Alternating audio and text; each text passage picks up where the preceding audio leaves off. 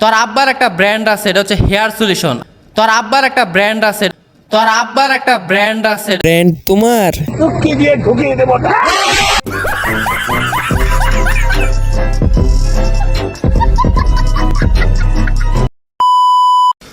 তোর আব্বার আই কত আর কত একটা মানুষটা আর কত, মানে কিছুদিন পর পর নতুন নতুন টিকটকার বের হয়, আর এরা একটু পপুলারিটি পাওয়ার পরেই ভিউজ এর অভাবে ভুগতে থাকে। আর যখন ভিউজ এর অভাব পড়ে তারা যে শুরু করে ওমর আব্বা মানে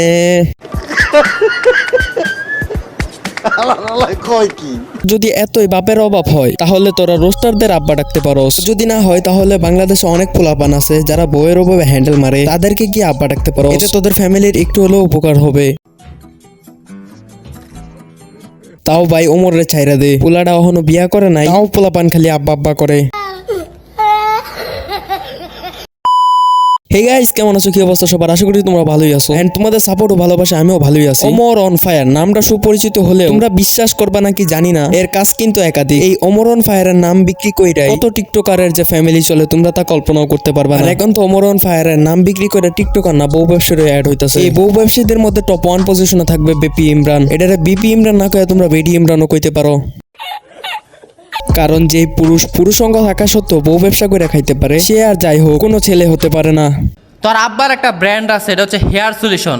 এরা হিজড়ার থেকে অদম, তোমরা এক কথায় এদেরকে ফোর্থ জেন্ডার বলতে পারো। এদের আসলে মেইন জিনিসটাই নাই, দ্যাটস ওয়াই তারা বউ বাচ্চা খায়। মানে এই ছাপড়িগুলা শেষরামি করে একটু উপরে উঠবে, এবং যখন একটু উপরে উঠবে তখনই তারা ওমরের পিছে লাগিয়ে দিবে। কেন ভাই, বাংলাদেশে কি আর কোনো সেলিব্রিটি দেখোস না? ওমর কি তোকে বাপ লাগে? তাহলে এর পিছে লাগোস কেন? আমি বলি, তোরা যদি বেশি পপুলারিটি পাইতে চাস রোস্টারদের পিছনে লাগ। ওমর তো তোদের ডিরেক্টলি ওইভাবে কিছু বলে না, রোস্টারদের খুঁচা দিয়া দেয়, ওইখানে উদ্ধার করে ফেলবে।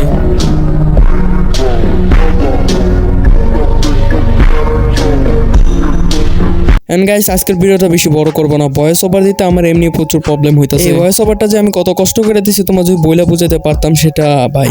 এন্ড আজকের ভিডিওতে তোমাদের এমন একটা এন্টারটেইনও করতে পারলাম না, তার জন্য সরি। নেক্সট ভিডিওগুলো আরো ভালোভাবে পাবা। আজকের মতো এই পর্যন্ত। Thank you for the watching. Tata, take care, আল্লাহ হাফেজ।